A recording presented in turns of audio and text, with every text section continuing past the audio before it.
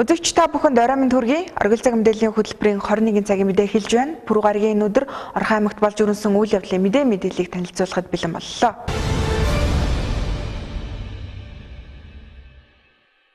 Монгол Улсын цагдаагийн байгууллага үүсч өгсөний 95 жил, Орхон аймагт цагдаагийн байгуулагдсны 40 жилийн энэ онд тохиож байна. Замнаа аймгийн цагдаагийн газар нь 1976 онд тухайн үеийн нийгмийг аюулаас хамгаалах яамны сайдын тушаалаар байгуулагдаж байсан төвхтэй.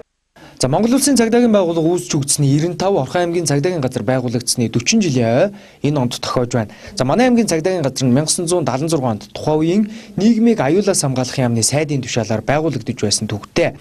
За өдгөө тус газар нь төлөвлөлт, зохион байгуулалт, замын цагдаа, нийтийн хэв журам, олон нийтийн аюулгүй байдлыг хангах хилтэц болон Эрдэнэ төлөвлөрийн гэрээ цагдаагийн тасагт нийтдээ 400 орчим албаагчийн орон тоотойгоор үйл ажиллагаагаа явуулж байна. Аймгийн цагдаагийн газар 40 жилийн өн баяраа тохиолдуулан энэ сарын 22-23-нд ёслолын үйл ажиллагаа зохион байгуулахаар төлөвлөжээ. За нийт Монголын ард түмэндээ болон нийт эрдэмтдчүүдэд Монгол улсад цагдаагийн байгууллага үүсч өгсөний 95 жилийн Орхон аймаг дахь цагдаагийн газар үүсгэн байгуулагдсны 40 жилийн баярын мэндийг дэвшүүлж энэ байгууллагад өмнө ажиллаж исэн болон одоо ажиллаж байгаа нийт албаагчдаа тэдгээрийн гэр бүл үр хүүхдэд хамгийн сайн сайхан бүхнийг өргөн дэвшүүлье. За манай баярын арга хэмжээ 22-23-ны өдрүүдэд амрын талбай болон уургачин соёлын ордонд болох тул ард иргэд та бүхнийг өргөнөөр хүрэлцэрэхийг урьж байна. За Орхон аймгийн цагдаагийн газрын 40 жилийн ойн баярын үйл ажиллагаанд цагдаагийн ерхий газар болон бусад байгууллагуудаас хүндэт зочид оролцох юм байна. Ёслолын үйл ажиллагаа маргааш буюу энэ сарын 22-ны 10 цаг 40 минутаас амрын өшөөнд цэцэг өргөх ёслолоор эхэлж ёслолын жагсаалаар үргэлжилнэ. Мөн 11 цаг 40 минутаас ойн баярын хурал шагнал гардуулах ёслолоос гадна хүндэтгэлийн тоглолт болох юм байна. За харин энэ сарын 23-нд цагдаагийн газрын амралтын газарт хүндэтгэлийн тоглолт бүхийн барилдаан зохион байгуулахаар төлөвлөжээ. Тиймээс цагдаагийн байгууллагад ажиллаж байсан үе үеийн албаагчид болон Эрдэнэ хотын иргэдийг Монгол Улсын цагдаагийн байгууллага үүсч өгсөний 95, Орхон аймгийн цагдаагийн газар байгуулагдсны 40 жилийн өн баярт өргөнөөр оролцохыг тус газрын удирдлагууд уриаллаа. Өнөөдөр аймгийн иргэдийн төлөвчдийн хурлын тэргүүлэгчдийн хуралдаан боллоо. За энэхүү хуралдаанаар тулгар төрийн 2225, их Монгол Улсын 810, ардын хувьсгалын 95 жил Эрдэнэ дүүсэн байгууллагын түүхэд 40 жилийн ойн баяр наадмыг тэмдэглэх төсвийн асуудлыг хэлэлцсэн байна. Өнөөдөр аймгийн иргэдийн төлөвчдийн хурлын тэргүүлэгчдийн хуралдаанаар зөвшөөрөл олгох тухай буюу баяр наадмын төсвийн асуудлыг хэлэлцлээ. Эрдэнэ дүүсэн байгууллагын 40 жилийн үндэсний их баяр наадам тэмдэглэхтэй холбогдуулан ёслол хүндэтгэлийн арга хэмжээ үндэсний бүхий комисс, хурдан морь, хот тогтчлт, чимэглэл, биеийн тамирын спорт, соёл урлаг, мэдээлэл, баяр наадмын тээвэр үйлчлэгээ, зөвшөөрөл, хэв журам хамгаалах гэсэн 8 салбар комисс чиглэл томилогдсон ажиллаж байна. Баяр наадмын төсвийг 7 дугаар сарын 8-ны өдрийн иргэдийн төлөвчдийн хурлын тогтоолоор орон нутгийн хөгжлийн сангаас 100 сая төгрөгийн төсвийг баталсан байна. Үндэсний их баяр наадам Эрдэнэ хотын 40 жилийн ойг тэмдэглэхэд салбар комиссудаас нийтдээ 833 сая төгрөг шаардлагатай гэсэн саналыг гаргасан байна. За энэ дээр бид нэр миллион тонн часаад одоо 530 сая төгрөгөөр ингээд санал эцсийн вариантаар энэ төсвийн шаардлагатай байж байгаа. Энээс одоо 100 сая төгрөг бол батлагдаад салбар комиссууд эхний ээлж нь одоо медаль, бусад тойрон шаардлагатай юм үйл ажиллагааны зардалд аваад хэрэглээ зарлаа шийдэгчээ явж байна. Одоо даруй шаардлагатай юу бол 418 сая төгрөг 12 сая төгрөгийн ийм шаардлагатай байгаамаа.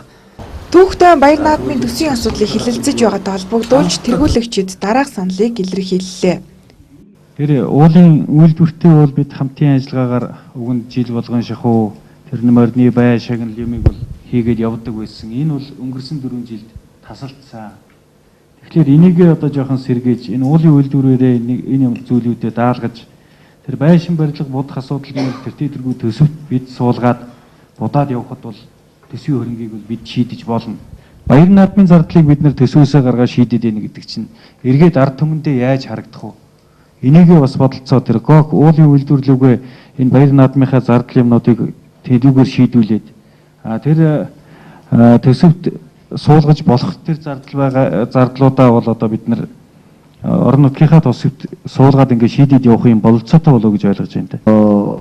Охинчууд эрдэнэчүүдээ наадуулах цэнгүүлэх ажил нь бол бас зөв гэж би ингэж бодож байна. Тэгээд энэ орж ирсэн задаргаануудаас уулна асуултууд байна. Тэгээд ерөнхийдөө бас багцлсан юм байна л да. Тэгээд нөгөө яг салбар комиссууд нь өөрсдөө орж ирэх учраас сайн мэддэхгүй л. Жишээлбэл одоо энэ би асуух гол байгаа мөнгө эрдэнэс.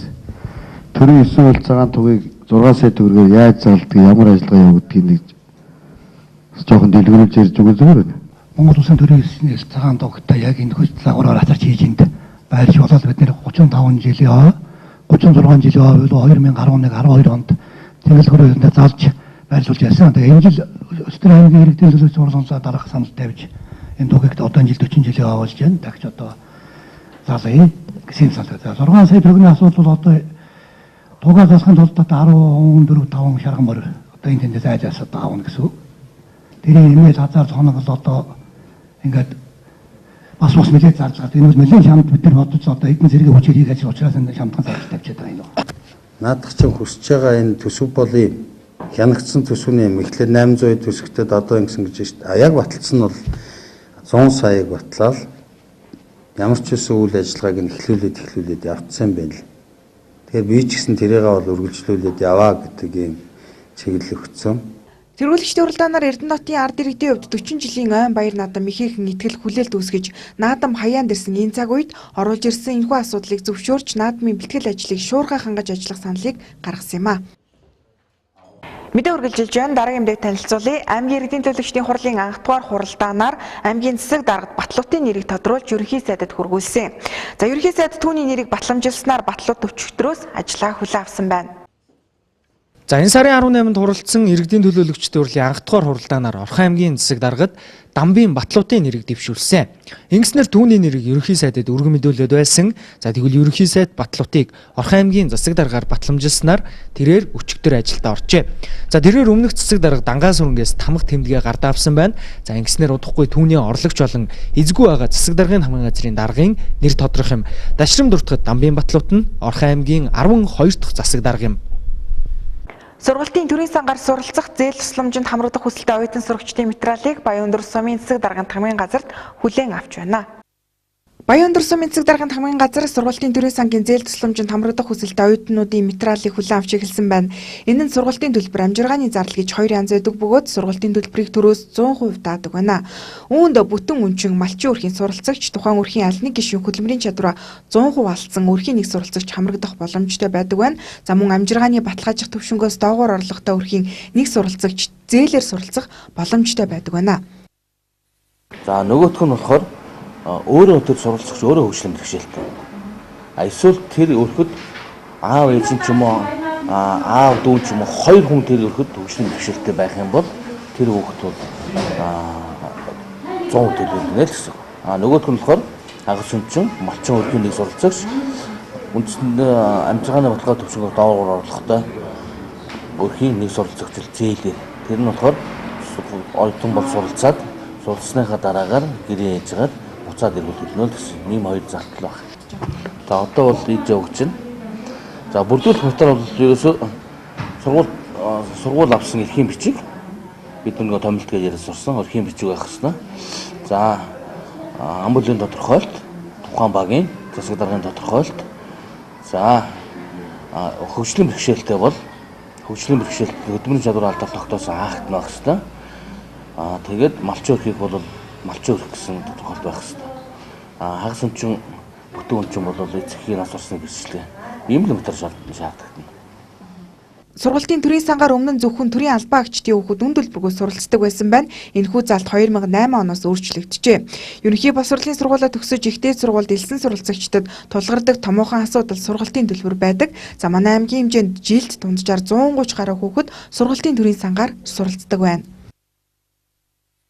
Туутгүй болох Эрдэнэт дүүсэн байгуулагчны 40 жилийн ойн баяр наадмаар нийтийн хоол үйлдвэрлэлийн чиглэлээр үйл ажиллагаа явуулах зөвшөөрөл авсан иргэдэд холбогдох мэргэжлийн байгууллагуудаас зөвлөмж өгч байна. За наадмын өдрүүдэд хоол хүн судалдах павильонуудад хариуцлал хийх ажлыг энэ 7 хоногт багтан зохион байгуулах гин аймгийн мэргэжлийн хэлтийн газраас энэ сарын 29-ноос 31-ний өдрүүдэд нийтийн хоол үйлдвэрлэлийн чиглэлээр ажиллах иргэн аж ахуй нэгжүүдийн үйл ажиллагаанд шалгалт хийх юм байна. За энэ чиглэлээр ажиллах иргэн аж ахуй нэгжүүд энэ сарын 27-ны өдрийн дотор бүтээгдэхүүн үйлдвэрлэхдээ хэрэглэх маха хүнсүдэ аж ахуйн газрын мал эмнэлгийн лабораторийн шинжилгээнд оруулсан байх ёстой. 28-нд бас махны аж ахуйн нэгжүүдийн нийтийн хол хөөшөр хийх махан дээр бас давхар хяналт өгнө. Энэ баяр наадмаар бол одоо нийтийн хол үйлдвэрлэл болон хорхог шорох хийх хүмүүс маань энэ 7 сарын 25, 26, 27-нд үдээж газар Малимдгийн лабораторид шинжилгээ дуусгасан байх шаардлагатай байгаа. За тэгээд 28-нд ерөнхийдөө үржилсэн хяналтаа хийчихэд 29, 30, 31 гэсэн 3 өдөр манайхаас болохоор 3 өдрийн бүрэлдэхүүн гаргасан байцаагч нар бол өдөр тутамд нь хяналт тавьж ажиллагаар өнөөдөр мэдлэр ингээд төлөвлөгөө юм тусдаад ажиллаж байна. За тэгвэл аймгийн онцгой байдлын газрын гамшигаас хамгаалах улсын хяналтын байцаагч нар баяр наадмын өдрүүдэд наадмын талбай болон морь барианы газарт ажиллаж буй хуушуур хийх гэрүүдэд хяналт тавьж ажиллах гин за хуушуур хийх зөвшөөрөл авсан тодорхой тооны иргэд шингэрүүлсэн шаттдаг хий буюу газ ашиглах хүсэлт гаргажээ. За тус газраас зуух болон газыг нэг доор ашиглахгүй байхыг анхааруулж байгаа талаараа мэдээллээ. Тэгэхээр павильонууд ч гэсэн газ ашиглахынхаа хажуугаар заавал нөгөө нөөц боллоо гэж хадгалаад байдаг тийм ээ. Тэгэхээр нөөц боллоо хоосон боллоо хийдэг болон зэйлүүд эсрэг дэлбэрэх аюултай байдаг учраас нөөц боллоо тавиулахгүй гэдэг шаардлагыг тавьж байгаа. Хамгийн гол нь гал унтраах ханган шатны бага зэвсгэлэмж буюу гал унтраах урыг зайлшгүй байрлуулсан байх ёстой гэдэг шаардлагыг тавьж байгаа. Тэгээ энэ дээр манай иргэд нөгөө байх ёстой гэдэг хэрэг шаардлага хангахгүй гал унтраах уруу зүгээр авч тавьдаг. Дээр нөгөө машины 2-3 литрийн багтаамж тийм орнууд тавьдаг. Тэд нар маань газ дээр гал гаргасан тохиолдолд бас унтрааж хүчрэхгүй тийм ээ. Тийм учраас 4-5 кг-ийн багтаамжтай нунтаг төрлийн гал унтраах урыг тавих шаардлагатай гэж ингэж хяналт тавьж ажиллах байгаа. За өнөөдөр дээрх газрууд хамтран павильонд үйлчлэгээ эрхлэх иргэн аж ахуй нэгжид зөвлөмж өглөө. За цаашид шорлог хуушуур хийж зарж борлуулах иргэдэд зөвлөмж хүргүүлэхээр төлөвлөжээ. Одоо үзэгч та бүхэн харилцагч байгууллагуудаас ирүүлсэн бизнес мэдээлэлд анхаарлаа хандуулна уу?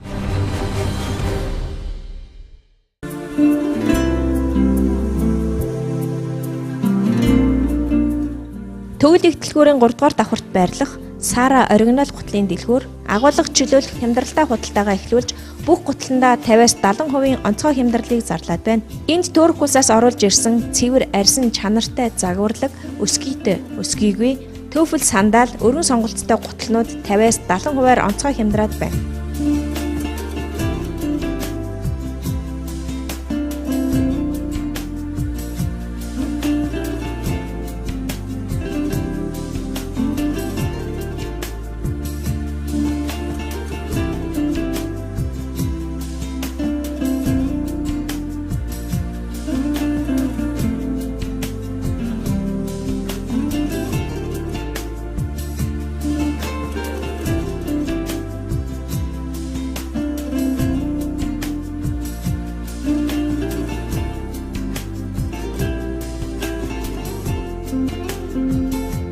Баяр наадмыг тохиолдуулан 7 хоног явагдах хямдралтай худалдаанд охид бүсгүйчүүд та бүхэн яараарай.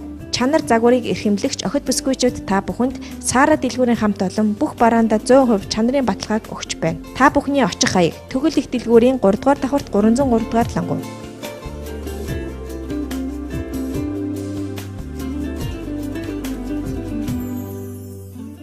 Хорны цаг мэдээллийн хөтөлбөрийг сонгон үзсэн үзэгч танд баярлалаа. Та бүхний маргааш өдрийн ажил үйлсэд өндөр амжилт хүсье. Баяртай үзэгчтэй.